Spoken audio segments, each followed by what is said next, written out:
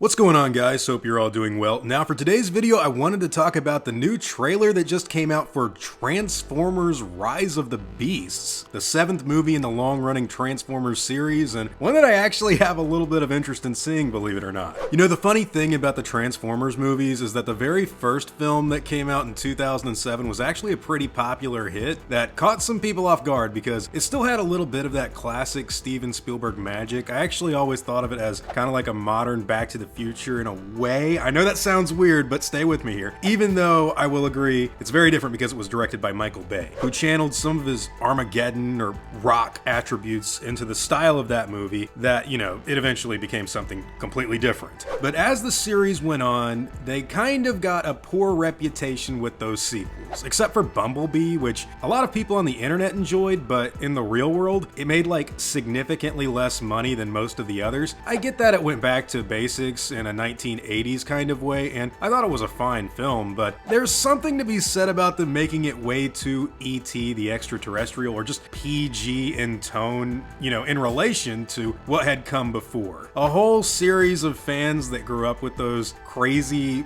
Michael Bay Transformers movies didn't really like Bumblebee as much as the others. That being said, of course, Revenge of the Fallen was hurt badly by the writer's strike that went down in 2008, but even that movie and its sequel Dark of the Moon, which I actually remember being pretty fun when it came out. I don't know about it today, but when it came out, I think I did enjoy it. That movie and the second one fared way better than either of the two entries with Marky Mark Wahlberg. Man, once Optimus Prime has to kill Frasier, you know your series is kind of running out of steam. So when it comes to Rise of the Beasts, one thing that actually interests me about this movie is that it's incorporating a lot of that Beast Wars stuff, which was actually my introduction to Transformers as a kid in the late 90s. And I think that with that new direction, and the director of Creed 2 taking over from where Michael Bay left off, by the way, the movie could actually prove to be one of the more interesting films in the franchise that we've seen in a while. I don't know if it'll be great, but it is very different from, you know, what they've had behind the camera before in the past. Especially since it's actually showing Optimus Prime work alongside Optimus Primal, and the imagery of Maximals like Cheetor, Rhinox, and even RC from that 1986 movie with the badass glam metal soundtrack is cool too. Honestly, I don't know what they're trying to go for exactly when it comes to this movie, but even for me, someone who really only had a blast with the original Transformers from 2007, I gotta say that it's kind of cool to see them go for something like this with a new movie. And by the way, just to clarify things, I don't hate everything in the Transformers sequels like a lot of other YouTube or internet film critics do, who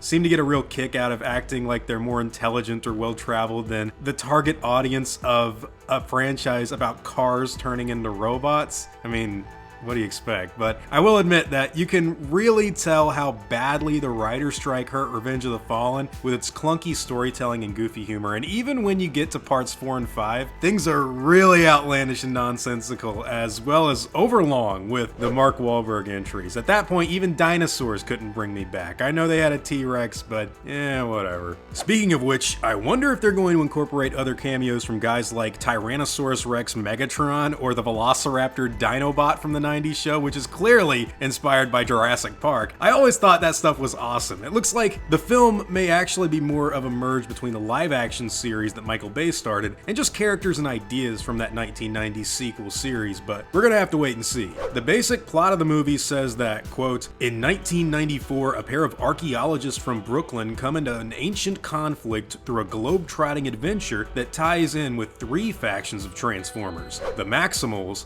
the Predacons, and the Terrorcons. Now look, I don't really know much about those Terrorcons, but with the Maximals and Predacons, these guys were the descendants of the Autobots and Decepticons back when I was watching that Beast Wars TV show as a kid. That story was really cool because they ended up going through time and crash landing on prehistoric Earth, which is why some of them were dinosaurs and other giant animals. Having this movie take place in the 90s seems like a fun idea, and I think that as long as it's better than Age of Extinction and that horrible sequel where Michael Bay couldn't decide on an aspect ratio for like 5 seconds, I'll be okay.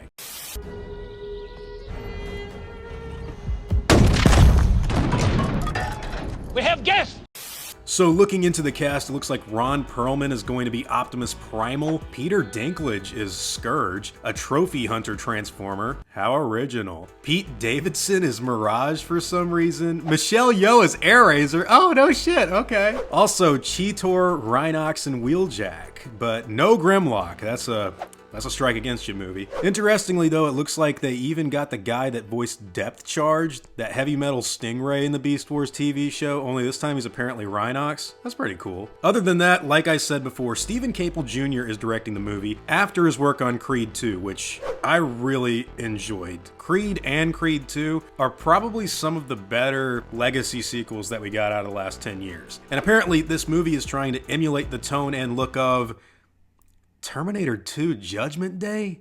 Or so they claim? Anyways guys, Transformers as a brand has had a lot of ups and downs. I know that some people like these movies a lot and others on the internet love to hate them, but for me, it's more of a mixed bag. I can't deny that the ridiculous humor and over-the-top stuff in some of them is obviously bad, like, yeah, clearly. But there is something about that first movie that I think is extremely fun and well done, if I'm being honest. And look, I know Michael Bay's become a punching bag when it comes to his films or filmmaking in general, but you also gotta admit, man, he really knows how to direct action. Sure, is he just pointing the camera at buildings and waiting for ILM or other CGI artists to just put the robots in his shots? You could say that, but he does blow a lot of shit up, so that's all live action. Also, I remember that third Transformers movie being pretty entertaining on a giant blockbuster level, but keep in mind, I haven't seen that film in years. Honestly, since it came out. I rewatched the first two back in 2020 and actually liked the first 30 minutes or so of Revenge of the Fallen, except for the silly college jokes with the parents. That was just nah. But then you can tell immediately, by the way, after the first little bit of the movie, when they kill off Optimus Prime and start doing random shit, that the writers were unable to save much of what they had to work with in that film. Anyways, guys, Transformers Rise of the Beasts, a pretty fun trailer. I did grow up liking Beast Wars a lot. I'm not the biggest critic of all the Transformers movies, but Marky Mark, man, I'm sorry, but both of your films are nowhere near as good as the 2007 original. Who knows what they're gonna do with this film. Stephen Caple Jr. is a good director. A lot of people like Bumblebee. It's a good movie, but like, I've had no urge to ever watch that ever again, and I just don't care when people say that it's incredible and so awe-inspiring on a filmic level. Dude, normal people don't fall for that shit. You might make something great, but that doesn't mean they're gonna love it. Anyways, guys, what are all your thoughts on Transformers 7?